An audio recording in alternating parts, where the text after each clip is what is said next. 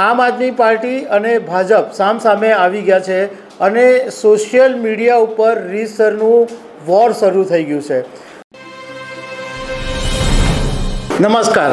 તાજેતરમાં ગુજરાતના કચ્છની અંદર નકલી ઈડીની એક ટીમ પકડાઈ અને એ પછી ગુજરાતના રાજ્ય ગૃહમંત્રી હર્ષ સંઘવીએ એક્સ પ્લેટફોર્મ ઉપર આરોપ લગાવ્યો કે જે મુખ્ય આરોપી છે એ આમ આદમી પાર્ટીનો જનરલ સેક્રેટરી છે.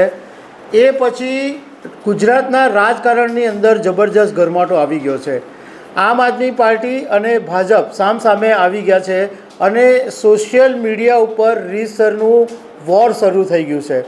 તો આના વિશે હું તમારી સાથે વાત કરીશ. મારું નામ રાજેશ શાહ છે અને તમે જોઈ રહ્યા છો ગુજરાતના સૌથી મોટા ડિજિટલ ન્યૂઝ પ્લેટફોર્મ ખબર છે .com. 2 ડિસેમ્બર 2024માં કચ્છની અંદર એક ઘટના બનેલી. એમાં ત્યાં એક જ્વેલર છે, એને ત્યાં કોઈક લોકો 25 લાખ રૂપિયા પડાવી ગયા હતા અને એ વાતની જ્યારે ફરિયાદ થઈ ત્યારે પોલીસે 12 લોકોની ધરપકડ કરી. ત્યારે ખબર પડી કે આ નકલી ઈડી બનીને લોકોને લૂંટવાનું કામ કરતા હતા. પોલીસે ટોટલ 12 લોકોની ધરપકડ કરી છે અને 13 આરોપી છે, એમાંથી એક હજુ ફરાર છે.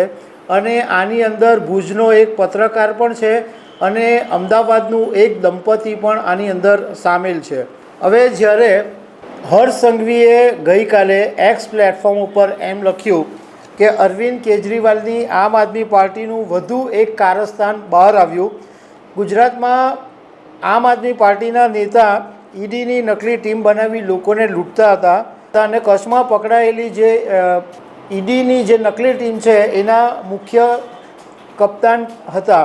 હર્ષ સંઘવીએ સાથે એમ પણ લખ્યું કે આ અરવિંદ કેજરીવાલના ચેલાઓ જે કામ કરે છે એના આ પુરાવા છે. એ પછી ઈસુદાન ગઢવી જે આમ આદમી પાર્ટીના ગુજરાત પ્રદેશ પ્રમુખ છે, એમણે એક બીજી તસવીર લઈને આવ્યા અને એમણે પણ એક્સ પ્લેટફોર્મ ઉપર વિવાદ છેડી દીધો. એમણે ભાજપના એક સાંસદ સાથેની આ ઈડીની નકલી ટીમના આરોપી કે જેનું નામ અબ્દુલ સત્તાર છે, કે જે હર્ષ સંઘવીએ જેની પર આરોપ લગાવ્યો એ અબ્દુલ સત્તાર એનું નામ છે.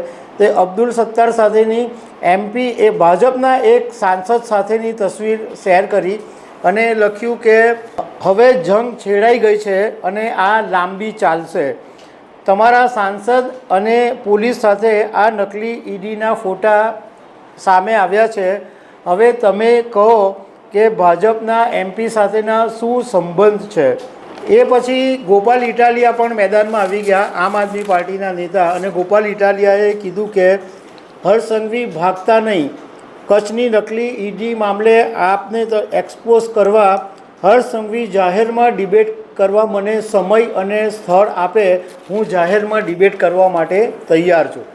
આ પછી ભાજપના પ્રવક્તા યજ્ઞેશ દવેએ એમ કીધું કે ઈસુદાન ગઢવીના જવાબ આપવા માટે ભાજપ બંધાયેલું નથી અને ઈસુદાન ગઢવી કઈ હાલતમાં કયા સવાલ કરે છે એ એમને પોતાને જ ખબર છે. હવે જે નકલી ઈડીની ટીમ પકડાઈ એમાં જે 12 આરોપીઓ છે એમાં ભરત મોરવડિયા છે, દેવાયત ખાચર છે, અબ્દુલ સત્તાર માંજેઠી છે, હિતેશ ઠક્કર, વિનોદ ચુડાસમા, ઇયુની ડેવિડ, આશીષ મિશ્રા, ચંદ્રરાજ નાયર, અમિત મહેતા, શૈલેન્દ્ર દેસાઈ, અજય દુબે અને નિશા મહેતા. આ નિશા મહેતા જે અમદાવાદની છે એ અમિત મહેતાની વાઈફ છે. તો આ ગુજરાતની અંદર હમણાં નકલીનું બધું બહુ જ પકડાયા કરે છે, પણ આ એક ઘટના એવી છે કે જેને કારણે રાજકારણની અંદર જબરજસ્ત ગરમાટો આવી ગયો છે. તો દર્શક મિત્રો, આવી અનેક વાતો સાથે અમે તમને મળતા રહીશું. Thank you very much.